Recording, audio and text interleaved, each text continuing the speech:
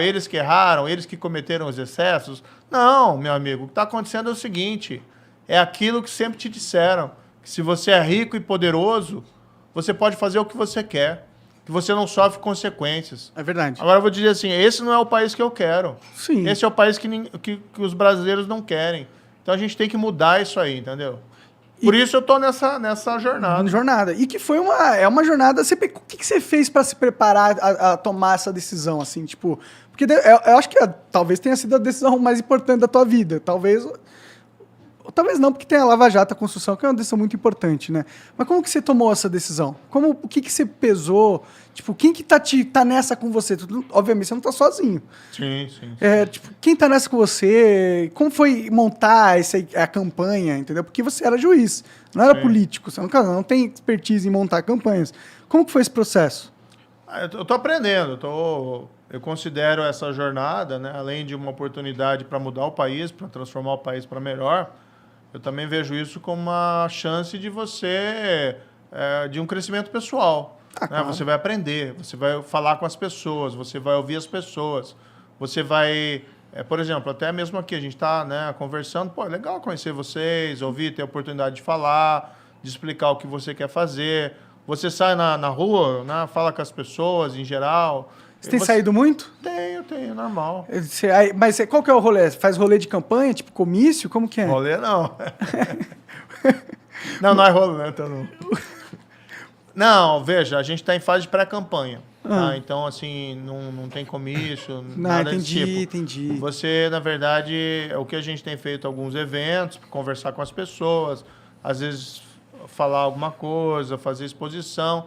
Mas eu acho que nessa fase o principal é ouvir. Né? Você encontrar o cara na esquina, você encontrar o cara na padaria. A gente passou aqui antes de vir aqui, comprei um misto quente aqui numa padaria aqui de São Paulo. As pessoas reconhecem, as pessoas devem conversar, o pessoal às vezes quer tirar foto também. É legal isso aí, sabe? Você conversar com as pessoas e você ouvir delas. E o que elas falam pra você? Assim, na média, assim. Olha, o que eu mais ouço é assim, não desista. Ninguém te xinga? É muito raro, viu? Muito francamente. É muito raro, muito raro. Às vezes acontece à distância, às vezes pegam desses militantes malucos e tal. Eu vi o negócio do aeroporto lá, que uma galera te seguiu te xingando. Aconteceu, né? Não, ali o que aconteceu? A gente foi pra Paraíba, né? Foi muito bem recebido na Paraíba. Aí quando desceu no aeroporto, tinha lá 2 gatos pingados. Entendi. Era uma mulher e um cara falando. Né? Tava cheio de gente lá, aplaudindo, gente vindo cumprimentar para tirar foto. Tinha 2 gatos pingados, só que hoje assim, né? O cara pega um smartphone, coloca perto dele e fala, parece que tem né? Tinha 2 caras lá que... Assim, não tem problema, pode protestar. Você virou... cara, quando você vira candidato, fudeu, né? Cara, por que você fez isso, cara? Sério mesmo. Assim, porque, veja, lá no começo... Você falou várias vezes assim, porra, não quero, política não vou me candidatar, não vou fazer nada disso, aí o caralho. Daí tu virou ministro, e eu entendo por que você virou ministro. Você acabou de explicar aqui, inclusive, por que você virou ministro e tudo mais. Mas, cara, agora você tá querendo entrar num jogo que... você vai me desculpar, mas tem gente bem mais... Tem lobos muito mais... Tem gente muito mais filha da puta jogando. É um jogo diferente esse, cara. E assim, é um jogo que, além de colocar um alvo nas tuas costas, ele meio que... Eu sinto que ele descredibiliza um pouco o trabalho que tu fez. Tu não sente isso, cara? Eu acho que as pessoas têm que entender o seguinte. Se a gente... Se as pessoas... Desculpa eu ter colocado... Se as pessoas que são corretas, as pessoas que são honestas, se a gente não se interessar pela política e não for para mudar o país, então, assim, vai ficar sempre como está aí. E quem te convenceu, cara? Quem chegou com essa ideia? Eu estava trabalhando no exterior, para ser muito franco para você, e fiquei olhando o Brasil. Aí você vê assim, puxa, nos últimos 2 anos, né, você teve uma tragédia humanitária, que foi a pandemia. Mais de 620 mil vítimas brasileiras. No mundo inteiro, né, uma tragédia, mas aqui no Brasil, 620 mil vítimas. Você vai ficando triste com isso. Você vai vendo as pessoas com dificuldades econômicas, o desemprego está aí, quase 3 milhões de pessoas, sem falar quem está subempregado, com dificuldade. Esse negócio de fila do osso. Começaram a aparecer aquelas notícias de novo de gente caçando lá no sertão lagarto para comer. Então, as coisas assim, tristes. Do outro lado, né, você vê essas decisões lá de Supremo, principalmente, parte do Supremo. Eu respeito o Supremo, acho que tem bons ministros lá. Tem outros que eu tenho uma opinião mais negativa, bem negativa.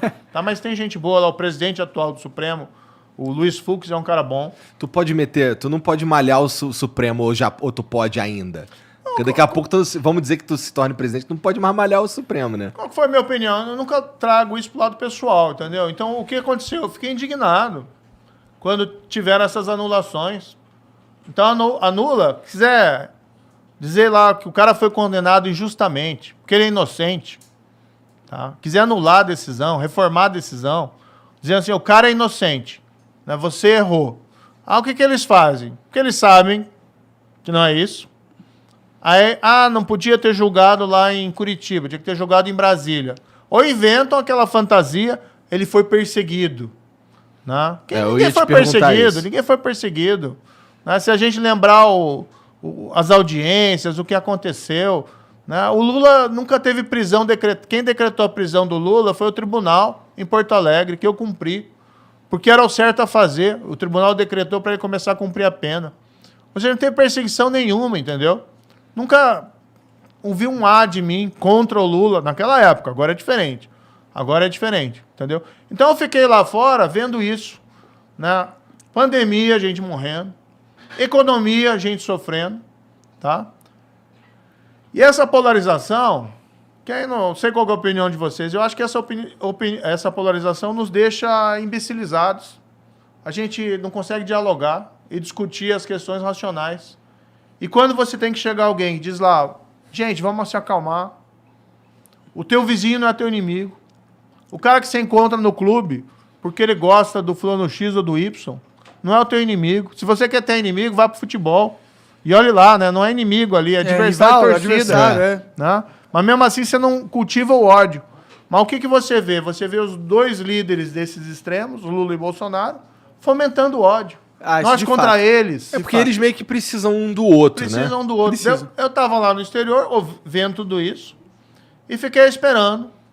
Durante 2020 e 2021, vai aparecer alguém que consiga arrebentar essa polarização, quebrar essa polarização, para a gente ouvir proposta, projeto, e ouvir fundamentalmente, que eu acho que é importante, a verdade. Vai ter alguém para falar a verdade em 2022? Pô, não apareceu, Igor. Não apareceu ninguém. Aí eu tinha um convite para colocar o meu nome. Um convite antigo?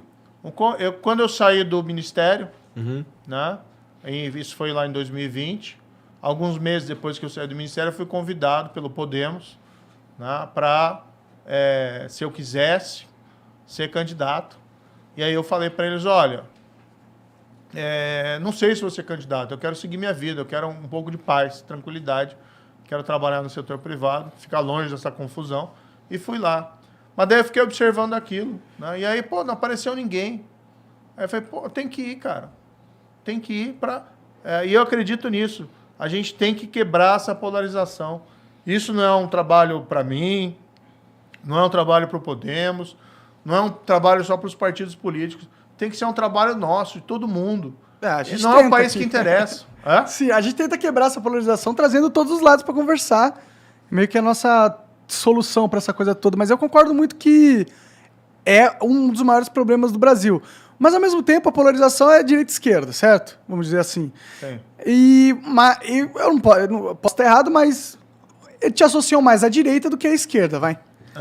Como que você vai pegar esse público de esquerda e convencer...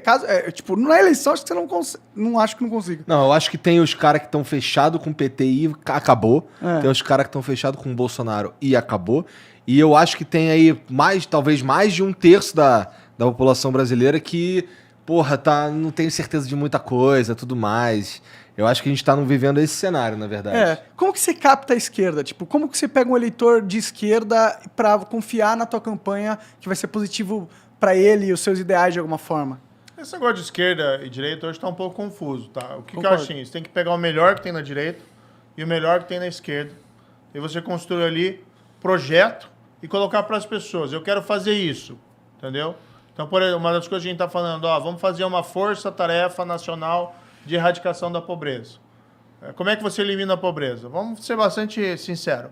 Emprego, tem que crescer a economia, voltar a crescer, tá? E você tem que ter política pública, por exemplo, de educação de qualidade. É assim que você prepara as pessoas para o futuro. Sim, mas você resolve a pobreza a longo prazo, né? Não a curto Exatamente prazo. isso que eu estou falando, tá? Aí, bem, existe um problema a curto prazo, que você tem que resolver. Não pode dizer para as pessoas, eu vou aliviar a sua situação daqui a 5, 6 anos. Então, qual que é a ideia? A gente cria uma força-tarefa nacional de erradicação da pobreza, que a ideia é mais ou menos criar uma agência lá em Brasília para coordenar os esforços nacionais contra a pobreza. Usar aqueles programas de transferência de renda, assim, Auxílio Brasil, Bolsa Escola, Bolsa Família, mas pegar essas políticas públicas, saúde, educação e emprego e focar naquelas pessoas que mais precisam. Tá? Porque o grande ponto é identificar quem são os mais necessitados, tá? E você identificar o que faz com que essa pessoa não consiga escapar da armadilha da pobreza. É a falta, às vezes, de um emprego, às vezes é uma falta de oportunidade de um treinamento profissional que pode fazer com que a pessoa possa obter uma chance na vida. Às vezes é um tratamento de saúde, a pessoa está incapacitada por algum motivo. E você já tem essas políticas públicas por aí. Só que às vezes elas não chegam nas pessoas que mais precisam. Então a ideia de criar esse grupo, essa força, claro, é uma expressão, né? Força-tarefa, mas é aquela ideia de ter uma missão. Não vai ser uma força-tarefa como da Lava Jato, que é um grupo de procuradores, evidentemente, mas a gente pegar o que você tem melhor na administração pública brasileira, na educação, na saúde, na assistência social e botar esses caras juntos, pensando juntos como você gera soluções de curto prazo e como você faz com que essas soluções cheguem a quem mais precisa. Entendeu? Mas você tem algum exemplo de alguma ideia mais concreta, assim, que você gosta, que você vê algum Essa exemplo? ideia é bem concreta. Não é concreta, a sua ideia é criar um grupo para enxergar na solução. Não. Na verdade, assim, é o grupo para você pegar essas políticas que já existem, tá? E você levar para aquelas pessoas que mais precisam. Porque o que acontece? É expandir o que já tem, a sua Expandir ideia. não, você fazer com que essas políticas que já existam cheguem àqueles que mais precisam. Você focar. Espécie de expansão das políticas.